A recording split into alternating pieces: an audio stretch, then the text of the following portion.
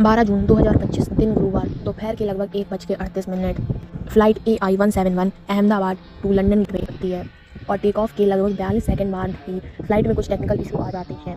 Technical issue आने के बाद वो सब कम्युनिकेशन करती है, कम्युनिकेशन कनेक्ट नहीं हो पाता है, कम्युनिकेशन टूट जाता है और लगभग 2 मिनट के अंदर अंदर प्लेन क्रैश हो जाता है बीजे मेडिकल कॉलेज के कैंपस पे, उसके मैस के ऊपर, और सब जगह एकदम भीषण धमाका हो जाता है। दिल दहलाने वाला हादसा होता है। तो आज की इस वीडियो में हम जानने वाले हैं अहमदाबाद में जो प्लेन क्रैश हुआ है उसकी एकदम ground report A to Z सब जानकारी कि क्या हुआ, कैसे हुआ। तो दोपहर के लगभग 38 मिनट का समय हुआ था। Boeing 781 Dreamliner take off करता है।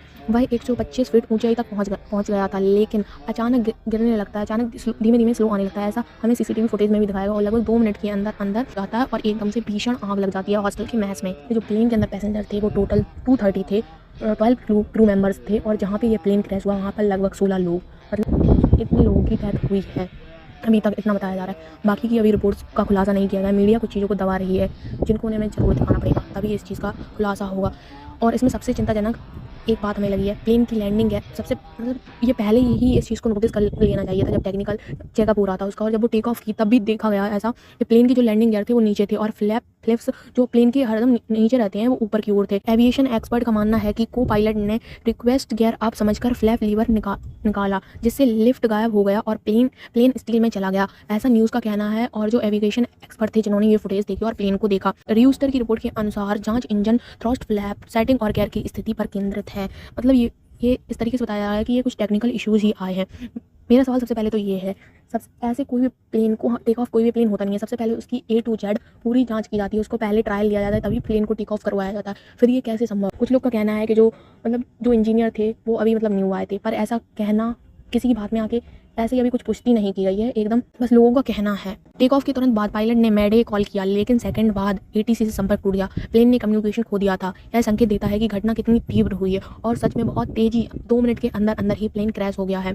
और प्लेन में जो ब्लैक बॉक्स लगा होता है, फ्लाइट डाटा और cockpit voice recorder roof top mess building से निकाल लिया गया था। अभी उसके ऊपर इन्वेस्टिगेशन हो रही है, उसकी जाँच हो रही है। जब तक उसकी रिपोर्ट हमें नहीं दिखाई जाती है तब तक हम कुछ कंफर्म नहीं कर सकते कि AAIV, NTSB, FAA, UK, AAIB की जाँच जारी है और DGCA ने बोइंग 781 फ्लाइट पर एहतियाती सुरक्षा जांच का आदेश दिया है, जो अभी जारी है। अभी उसकी कोई रिपोर्ट नहीं दी गई है। सिर्फ एक यात्री बचा है जिसका नाम है विश्व Kumar Ramesh ji, seat number 11A पर बैठे हुए थे, जिन्होंने इमरजेंसी एग्जिट से जंप कर दी थी, जिसके कारण वो बच गए हैं। उन्होंने बताया कि फ्लाइट फ्लिकिंग रैपिड डिसेंट हो रहा था, फिर वे क्रॉल करके बच निकले वहां से। एकमात्र बचाव जैसे कोई इलाही इंटरवेंशन भी था। कुछ विशेषज्ञों का कहना है, जैसे कि कैप्टन स्टीव, एक पायलट यूट्यूबर, कहते हैं को पायलट ने फ्लिप हैंडल ऊपर लिए, ना कि गियर सिंपल एरर से बनाया हॉरर। हाय।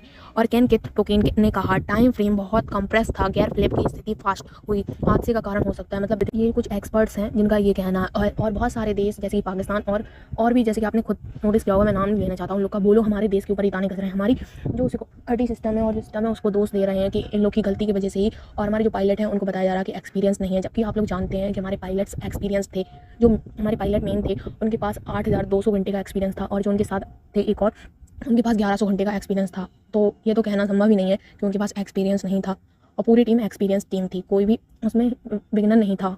तो ये बात तो कहनी संभव है। ये लोग तो बस हम लोग को बदनाम करने के लिए बोल रहे हैं। हम इन लोग के लिए सबसे पहले आपदा में खड़े होते हैं, और आज जब हम लोग इस प्रॉब्लम में हैं तो ये लोग क्या टिप्पणियाँ कर रहे हैं, एकदम अभद्र तरीके लग रहा है। ये एक क्रैश नहीं, ये एक ओनली प्लेन क्रैश नहीं, यहाँ पर कुछ बहुत सारी चीज़ों को मिला के गलतियाँ हुई हैं, जैसे कि safety protocol, human error, cocktail dynamic का एक संयुक्त उदाहरण है ये जो प्लेन क्रैश हुआ है, ये दुर्घटना है। इसलिए इसे सिर्फ संक्षिप्त रिपोर्ट नहीं बल्कि एक डिटेल्ड रिपोर्ट हमको देनी चाहिए, तभी हमको कुछ पता चलेगा। सवाल है जो मेरे नहीं बल्कि इंडिया में और बाहर के भी देशों में बहुत सारे लोगों के ये सवाल है ना। ये है कि मतलब कुछ लोग जिनकी एंड टाइम पे ही फ्लाइट मिस हो गई, कोई ट्रैफिक में लेट हो गया, कोई यहाँ पे सेफ्टी में लेट हो गया, या किसी की फाइल पेंडिंग हो गई है, तो ये मतलब क्या एक कोइंसिडेंट था या कुछ और ही है इसके पीछे, ये कहना तो मुश्किल है।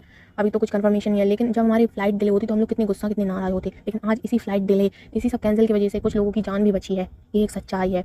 तो अंत में यही सवाल है मेरे, क्या ये एक नॉर्मल टेक्निकल फॉल्ट की वजह से प्लान क्रैश हुआ था, या कुछ प्री प्लान्ड है, या कुछ इसके पीछे कुछ बहुत बड़ी बात है?